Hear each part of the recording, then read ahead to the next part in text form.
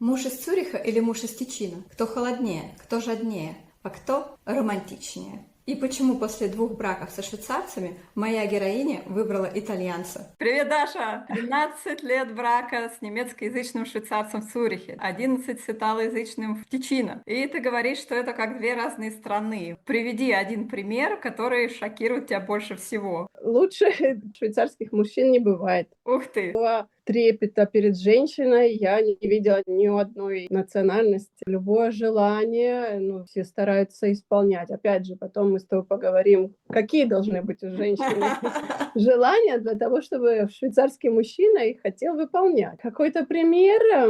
Это вот серьезность, типа вот пацан сказал, пацан сделал, все исполняется, и мои слова берутся как писание и потом цитируются. То есть было столько раз, когда мой первый, второй, третий муж меня цитируют где-то. И это было очень удивительно. И в Тичино, и в Цюрихе, да, одинаково? Да, из опыта моих подруг у всех так. Даша, скажи, как ты вообще оказалась в Швейцарии? В Швейцарии я оказалась интересно, потому что я училась в художественном институте, и мы поехали на биеннале, пригласили на курсы повышения квалификации. Летом поехала, и там познакомилась со своим первым мужем. О, замечательно. Первый муж — это тот, который из Цюриха, немецкоязычный швейцарец. Так, Скажи честно, какой стереотип подтвердился первым о швейцарских мужчинах? в 22 года я не имела никакого стереотипа о швейцарских мужчинах. Все отличался полностью менталитет от наших мужчин, поэтому каждый раз это какой-то сюрприз, какое-то открытие. Как твой будущий муж-швейцарец за тобой ухаживал?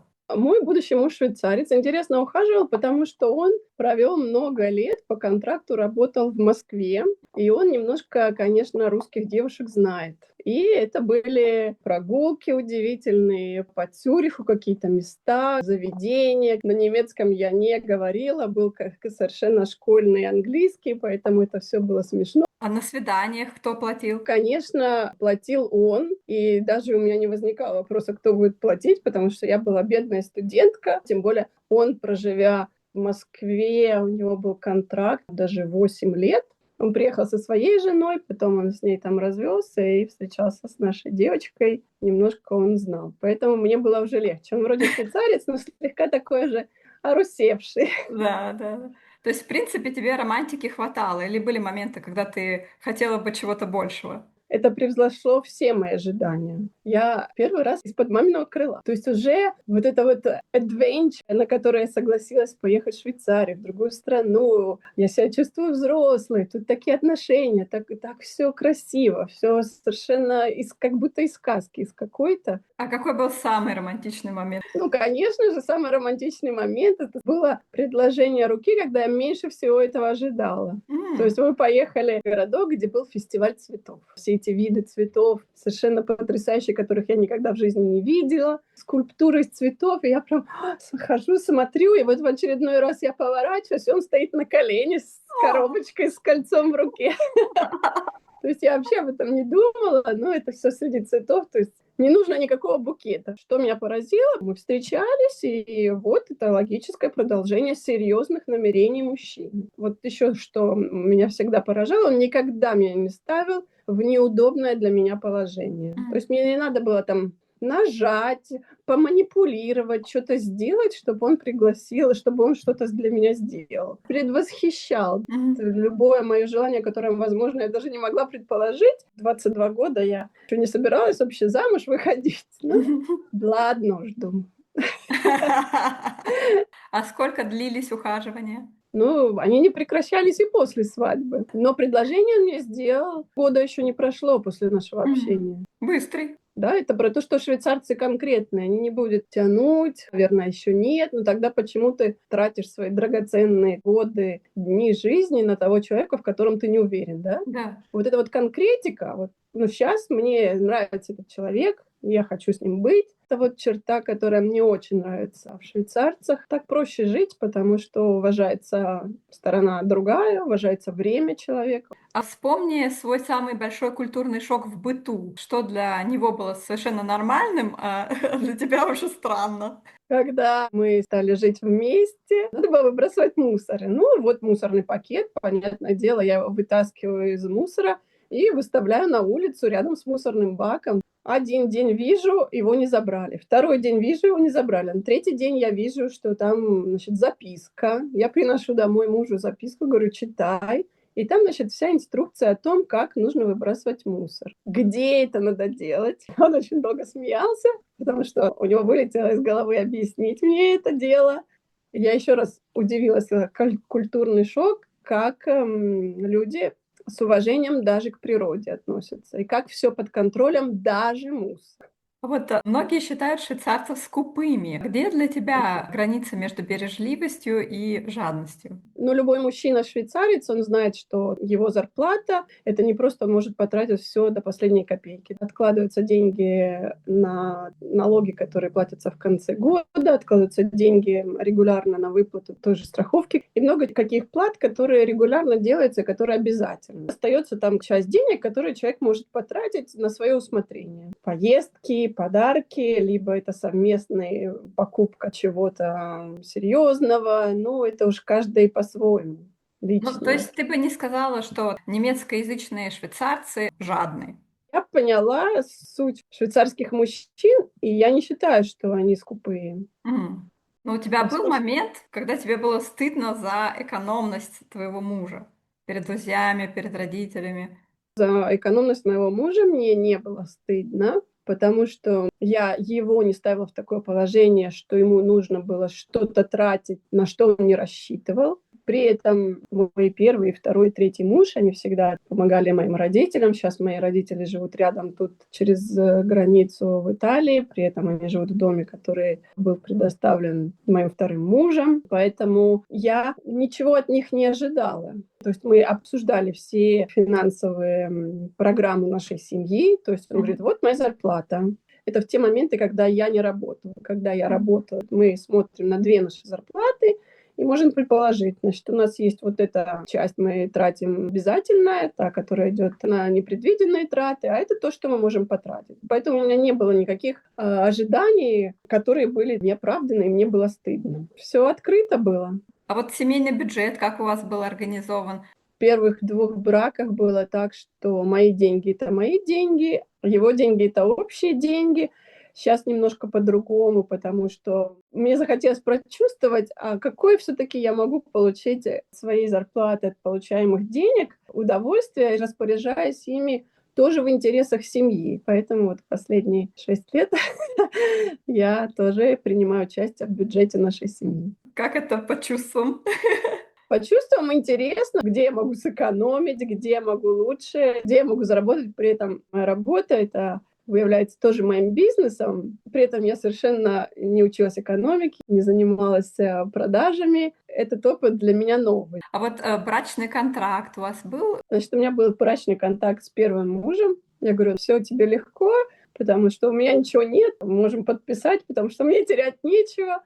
Я воспринимала это не так, какую-то обиду, но то, что раз я приняла эту страну, приняла этого мужчину, то здесь свои правила, значит, я должна и это принять. Я никогда не воспринимала своего мужчину как способ наживы, обогащения и так далее. То есть ты не думала, что он недостаточно меня любит? Швейцария правовая страна, поэтому любая вещь тут всегда задокументирована, даже там продажа использованной микроволновки, всегда какой-то был документ. Ну, здесь так. А как твои родители отреагировали на брачный контракт? Ну, вообще, скажем, для них был шок, когда я сказала, мама, ты знаешь, я, наверное, не вернусь. Она говорит, я тебя умоляю, все что угодно, но закончи образование. Я уехала летом и вернулась быстро в феврале на защиту диплома, и потом опять сразу уехала.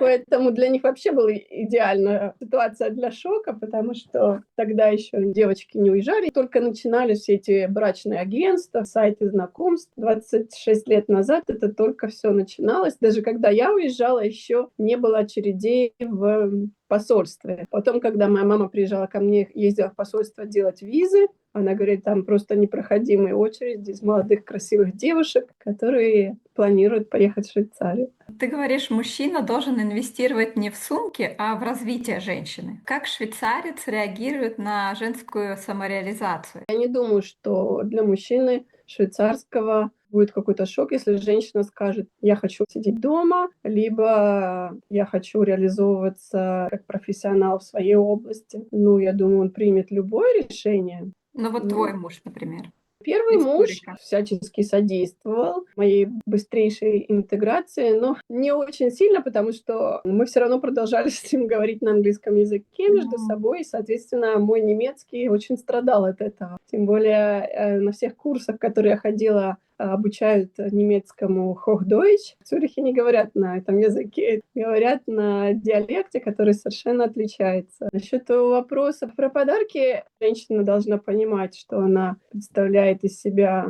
огромную силу и не мириться с какими-то там мелкими подарками, типа сумки Луи Виттон и так далее. Вообще вопрос не о каких-то там подарках, а то, что мы можем сами себе сделать свою реальность. И я не думаю, что сумка Луи Виттон нас может сделать счастливыми.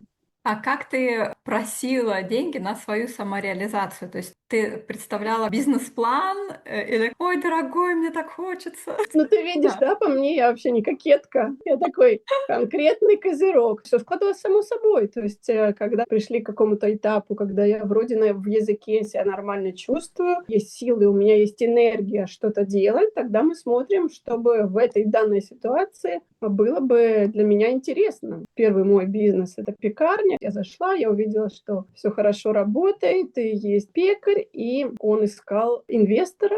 И я прихожу, говорю: слушай, ну вот такая тема интересная. Он говорит: ну класс, давай. Класс, давай. И он дал деньги? Ну да. Инвестор ты или он сказал «Меня тоже впиши»? Нет, была я, потому что А. и он совсем в другой области, ему это все было неинтересно. Мгм. У тебя появилось чувство долга перед мужем после того, как он купил Нет, пекарню? абсолютно. Нет, А он потом упоминал в спорах или в ссорах, что «А вот я тебе, нет, а ты никогда. Ну неблагодарный». как? Ну мы же лучшие годы, да, Ага. потратили. Ага.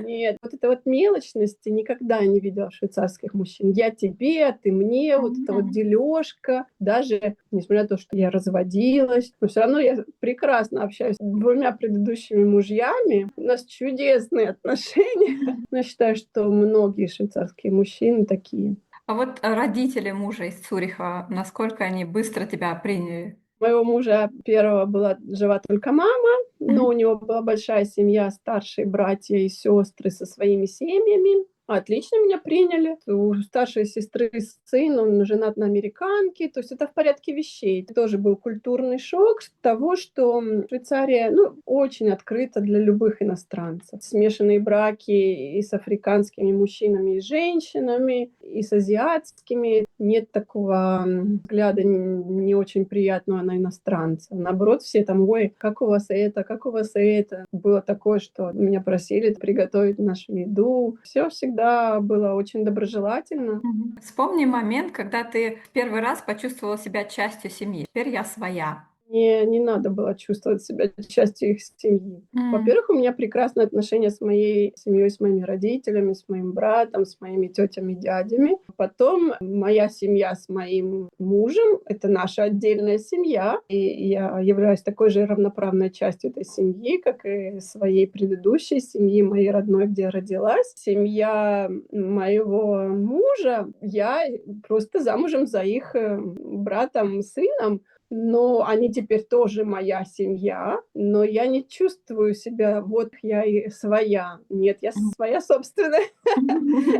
Был момент, когда первое Рождество, когда мы сидели все вместе за столом. На будущее утро мы пошли в церковь, праздничная служба, когда все поют из песенника. Напомню очень сильно фильм мистера Бина, когда он был в церкви, и когда он там пытался так попасть этому песнопению. Единственное слово, которое он мог петь, это было «Аллилуйя» в конце. Там мямлит, мямлит, мямлит, потом «Аллилуйя».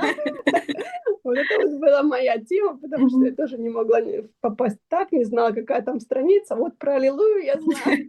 Ну, это такой момент смешной. Я чувствовала, моя семья увеличилась, потому что потом, когда приезжали мои родители, мы точно так же собирались с его семьей, все за столом, и это нормально, когда молодежь приводит в свою семью своего мужа, свою жену, своих детей, то есть семья Мгм. увеличивается. Мгм.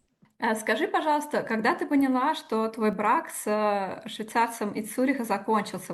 Когда я поняла, что мы не способствуем больше росту друг друга. Мы вместе развивались, мы куда-то шли, поддерживали друг друга. А тут я вижу, что у него, наверное, настал какой-то момент стабильности. То ли он не хотел, то ли он не мог. А я, наоборот, у меня, как говорится, попёрло. Я себя хорошо интегрированно чувствую. Я хочу и туда, и сюда, и там хочу учиться, и это хочу делать. А он тогда: нет, давай посмотрим, может, тебе не нужно. К тому времени я работала в его фирме, и поэтому для того, чтобы мне поступить и дальше учиться, мне нужно было либо уволиться, либо уменьшить занятость, поэтому ему надо было бы брать другого человека. Ну и, наверное, в тот момент еще, что у него был уже ребенок от прошлого брака, мне уже больше 30, я уже говорю открыто, что, наверное, мне уже тоже хочется ребенка. То есть я понимаю, что, наверное, то, в чем я вижу свою дальшую реализацию, с этим мужчиной я не могу получить.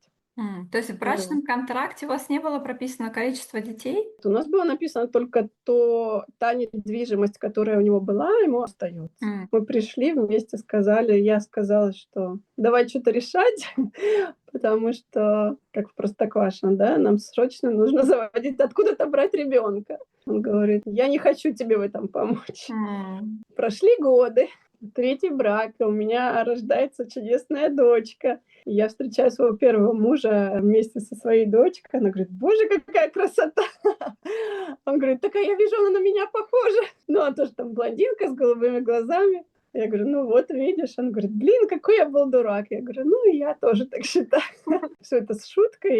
И я говорю, ну значит так надо было, потому что с тобой бы не было такой девочки у меня чудесной. Да, Значит, да. так должно было все сложиться. А вот смотри, после 13 лет с мужчиной в немецкоязычном Цюрихе ты переезжаешь в Тичино, и что тебя поразило в италоязычных швейцарцах больше всего? После того, как мы развелись с моим первым мужем, я случайно встретила своего второго мужа, тогда я поняла, что присутствует какая-то у них часть характера латинского, более горячие, более темпераментные. Но все равно они же швейцарцы, все равно они обусловлены швейцарским законодательством, то есть те же самые, им надо платить налоги, все то же самое. То есть в этом мне уже было проще, потому что я понимала, что из себя представляет швейцарец вообще, только более темпераментный, то есть М. немножко другой менталитет. Все в новинку, мне опять все интересно, все устройство семьи, как у них все проходит, все праздники, застолья. В чем разница отношений к родителям у немецкоязычного швейцарца и италоязычного?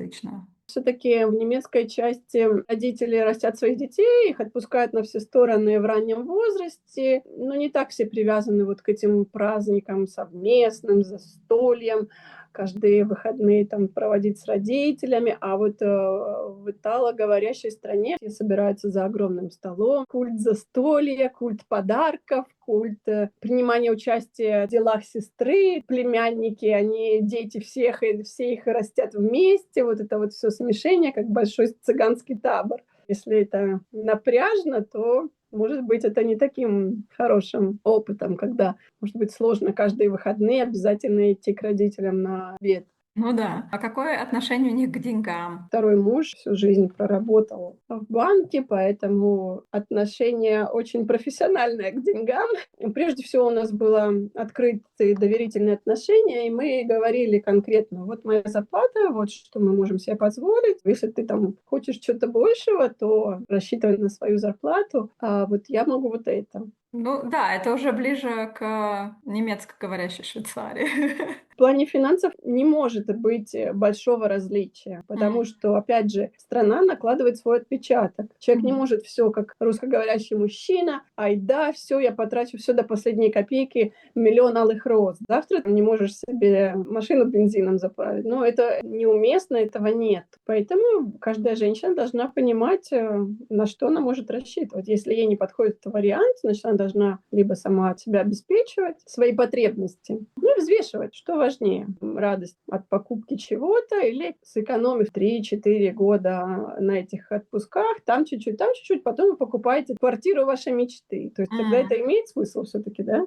Да, да. Когда женщина не понимает, какие у него доходы, она не понимает, какие у него планы. Вот это, конечно, должно настораживать, потому что тогда понятно, что человек не планирует будущее с этой женщиной. А в плане эмоций они ревнивые? Мужчины ревнивые без объяснений, это, скорее всего, мужчины из юга Италии, ну и женщины такие, которые, возможно, дают повод, да. У меня не было таких моментов, потому что, возможно, я убедила своих мужчин своим отношением, что в данный момент, когда я с ним, никакой другой мужчина меня не интересует. Тем более, если мы уже вместе, то значит в этот момент моей жизни ты меня полностью устраиваешь. Если, как говорится, наши отношения пришли к логическому завершению, то тогда я могу начинать кого-то искать. Но только после того, как я закончила уже эти отношения. Мужчины увидели мое уважительное отношение, и поэтому в шутку какая-то там ревность была, тем более сейчас с моим третьим мужем. Но он прекрасно знает тоже моего первого и второго мужа. Он их даже встречал, и поэтому я говорю, вот, смотри, написал мне. Он говорит, о, как хорошо, значит, у него все в порядке. То есть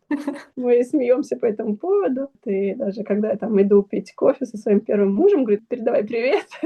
А почему твой брак со швейцарцем из Тичино закончился? Тоже то, что в какой-то момент мы поняли, что мы не способствуем развитию друг друга. Тоже не получилось у нас иметь детей, и он прекрасно понимал, что все-таки мне хотелось бы иметь ребенка, но годы идут, и он говорит, ну я не хочу ломать твою жизнь. Я говорю, ну спасибо, это были чудесные годы, которые мы провели вместе. Но опять же, возраст имеет значение, что мужчины в определенном возрасте уже тоже не знают, что они от жизни, у них какой-то свой климакс начинается. Это какой возраст? 45-50, у них какая-то вторая молодость начинается, а я тут со своими вопросами про детей. Мы друг на друга смотрим и говорим, ну давай, наверное, попробуем отдельно пожить. Я такая говорю, блин, ну наконец-то я хоть первый раз в жизни живу отдельно, потому что в молодые годы я жила с родителями, потом я сразу переехала к будущему мужу, потом буквально через несколько месяцев ко второму. То есть я никогда в жизни одна не жила. И тут я думаю, блин, здорово. Себя ощущаешь совершенно по-другому. Начинаешь задавать себе вопросы, а что действительно нужно, а что действительно хочется. И в этот момент приходят правильные ответы и правильные люди, потому что дверь открыта. А вот с эмоциональной точки зрения, какой развод был сложнее, в Цюрихе или в Тичино? Ну, наверное, первый. Со вторым я уже знаю, я уже разведенная женщина. Меня уже ничем не испугаешь. Первый, как все первое.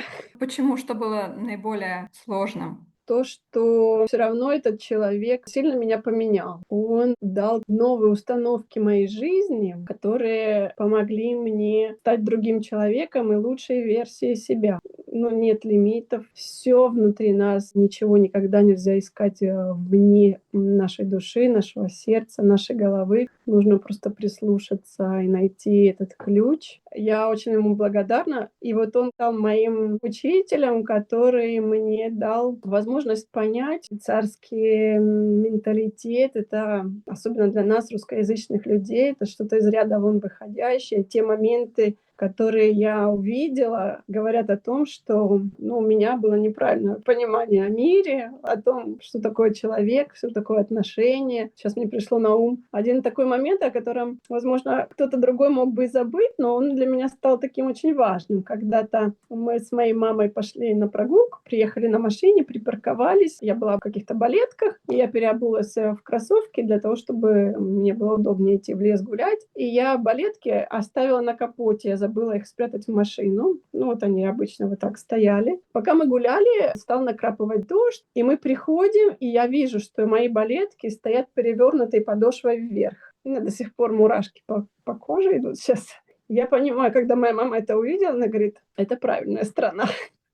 То есть вот эти вещи, которые невозможно никуда классифицировать, невозможно ни под какие стандартные там бюрократии подписать. Вот такие вещи, когда ты видишь человека, которого ты никогда в жизни не увидишь, и ты его не видел, вот это отношение к человеку. И так во всем.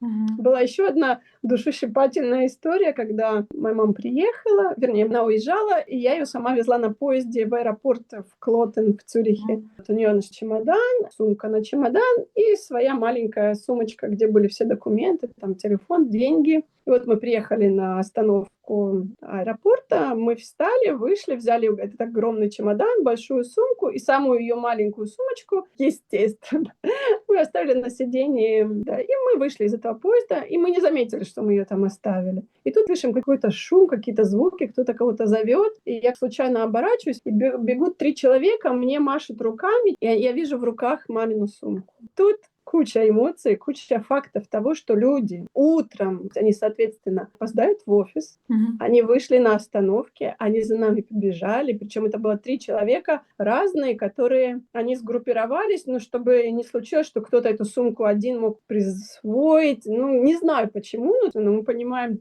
от чего они нас сберегли, ценой своего комфорта, выговоров на работе и всего, но они понимали, как для нас это важно. После этого я вот чувствую, меня уважают, даже меня не видя в глаза, даже не зная, кто я, не за какие-то заслуги, а просто из-за того, что я человек, я имею место быть в этой стране, я сделала свой выбор, и поэтому я считаю себя частью этой страны, я благодарна вообще за все, весь опыт, что я получила, за все эти маленькие моменты, которые мне показала эта страна, что ты welcome. Наверное, из-за того, что я тоже пришла с открытым сердцем. Если смотреть на твои годы брака с немецкоязычным и италоязычным швейцарцем, какие 2-3 главные ошибки ты совершила? Я, наверное, должна была быстрее интегрироваться, быстрее чего-то придумывать, чтобы сейчас наслаждаться, возможно, уже большими успехами своей деятельности.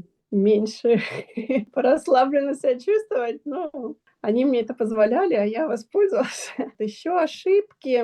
Надо было верить больше в себя, верить в то, что я могу. Моя ментальность, наверное, меня тормозила, мой этот комплекс отличницы, вот эти все стереотипы, нужно их отбрасывать. Особенно наши русскоязычные, они очень тормозят, они не направлены на развитие личности, на интеграцию. А какой самый тормозящий стереотип у тебя был? Смогу ли я... Другие иностранцы, они приезжают, они не говорят ни слова на местном языке, и они что-то там пытаются, они не стесняются. То, что я потратила много лет на то, чтобы перфекционировать свой немецкий, английский, итальянский, и тем временем пустила, наверное, какие-то я возможности из-за того, что я стеснялась своего уровня языка. Многие. Ну вот я поэтому говорю, что когда сейчас вижу, говорят, вот я выучу хотя бы B2, и тогда я говорю, нет, не надо этого ждать. А вот контроль счетов — это унизительно или это необходимость? Я тебе дал деньги, на что ты потратила? Этого не было в те годы, когда я не работала. У меня была карточка, и мне было сказано, вот твой лимит вот это на месяц, что-то, если тебе надо из ряда вон выходящее, мы будем это обсуждать. У него такая зарплата, чего уж больше ждать. Если меня не устраивает, я предпринимаю сама какие-то меры. Скажи, пожалуйста, после 2 браков со швейцарцами, почему ты в 3-й раз выбрала итальянца? Ведь в душе нет национальности, да? Со своим 3-м мужем вообще познакомились в офисе по безработице, на курсах по безработице. Ой. Там есть разные уровни этих курсов. Я встретила своего будущего мужа на каком-то определенном уровне. Значит, мы уже были на этом уровне. Было в тот момент полностью обнуление у него и у меня. Опять же, такой интересный момент, что я не встретила какого-то там крутого швейцарца на Порше, как в первый раз, и все там неправильные иллюзии в голове. Ну а по какому признаку ты поняла, что вот этот итальянец — это будет твой муж? Ну, была какая-то нереальная связь, притяжение, то есть просто помутнение рассудка и с его, и с моей стороны. И у нас много общих интересов, смотрим в одну сторону. А чем итальянец отличается от тичинезе? Ну, как у всех итальянцев, тоже у них очень важное значение имеет семья. Все эти домашние обеды, праздники, куча племянников, каких-то там детей, сестр, братьев. У него тоже очень многочисленная семья. отличие, так как это итальянец, который 12 лет живет в Швейцарии. Швейцария у него и у меня — это осознанный выбор. То есть мы не тут родились, и вот первый муж он говорил, что Швейцария хорошая страна, если бы не швейцарцы. Вот это его любимая фраза. Но он по правде работал по всему миру, и он в Швейцарии находился мало лет, вот только те годы, которые он был женат на мне. А с моим третьим мужем это наш осознанный выбор, и мы понимаем ее особенности, и у нас одинаковые отношения и благодарности, и мы понимаем, как нам повезло. Спасибо, Даш. Давай теперь блиц. Тичино или Цюрих? Цюрих. Эмоции или стабильность? Эмоции. Спонтанность или планирование? Спонтанность. Экономия или щедрость? Экономия. Общий бюджет или раздельный? Раздельный. Цветы или оплаченные курсы? Оплаченные курсы. Муж-друг или мужчина-лидер? Лидер. Надежность или страсть? Надежность. Контроль или полная свобода? Полная свобода. И самый важный вопрос — это уже не блиц. Что ты сейчас понимаешь об отношениях в Швейцарии, чего не понимала в 22 года? Понимала раньше ничего, сейчас я понимаю то, что всегда женщина должна выбирать себя. Нет такого, что вот этот мужчина меня делает счастливой, а этот нет. Нет такого, что этот мужчина мне там что-то дал, а этот нет. То есть мы должны выбирать того мужчину, который на данном этапе нашей жизни может способствовать реализации того опыта и тех качеств, которые мы должны делать в этой жизни в данный момент. Первый муж, он немножко меня направил то, что не мог сделать мой папа по причине, все мы дети советские, зашоренных взглядов. Он мне эти границы открыл. Второй мужчина дал мне другие знания, другой опыт. Третий, мне он подарил мою долгожданную дочь и вторую какую-то молодость, потому что он на много лет младше меня, поэтому мы должны понимать конкретно, что я хочу в данный момент, для чего мне нужен мужчина. Чтобы он меня содержал, всего лишь. Не стоит этим мыслить, или даже если у вас это какая-то есть крамольная мысль об этом, не показывать ни в коем случае это никому, потому что здесь манипуляции неуместны, тем более, если женщина так банально мыслит. Нужно иметь большие цели, большие планы и понять, что они реализуются. Все будет этому способствовать. Класс, Даша, спасибо большое, что поделилась. Мы разобрали немецкую и итальянскую Швейцарию, а чтобы картина была полной, посмотрите на франкоязычную Романдию, Женеву и Лозанну. Это 2 интервью с Лилией, ссылки на экране.